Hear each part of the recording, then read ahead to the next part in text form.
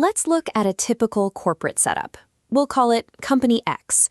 For years, networks were built like a castle with a moat. This map shows a flat network topology.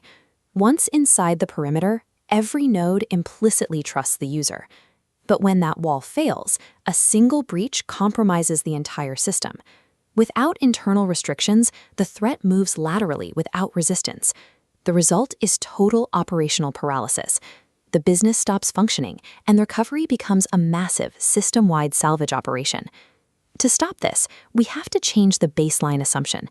Instead of trying to build a perfect perimeter, we operate under a new standard: assume breach, ensure mission. Relying on implicit trust is a systemic business vulnerability. The architecture itself has to be engineered for continuity. You cannot achieve this continuity by simply buying a zero-trust software package. Zero trust is an architectural design and an operational mindset, not a vendor tool. The first step is a cybersecurity maturity assessment. Most enterprise environments are bloated with overlapping, redundant security tools. By systemically eliminating these underutilized licenses, we stop unnecessary operational expenditures and recover capital. That recovered capital provides the financial runway needed to design and implement your new architectural framework. A forensic maturity assessment identifies technical gaps and recovers budget through license consolidation, offsetting the cost of the transition. With the resources secured, we move into a strict 6-phase validation pipeline. Phases 1 and 2 define the specific mission boundary and engineer tailored controls.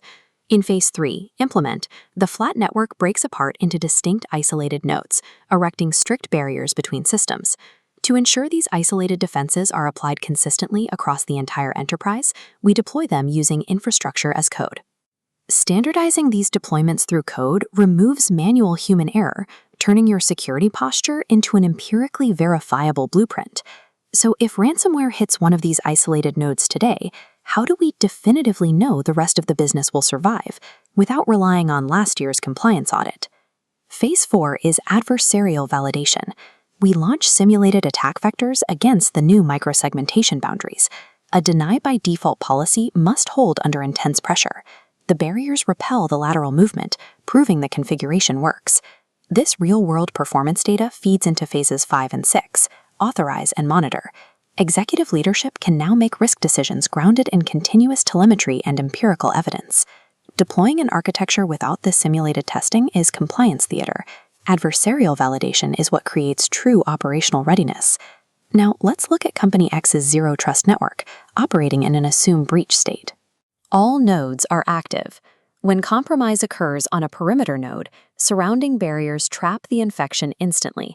The rest of the network continues functioning. This is the core business value.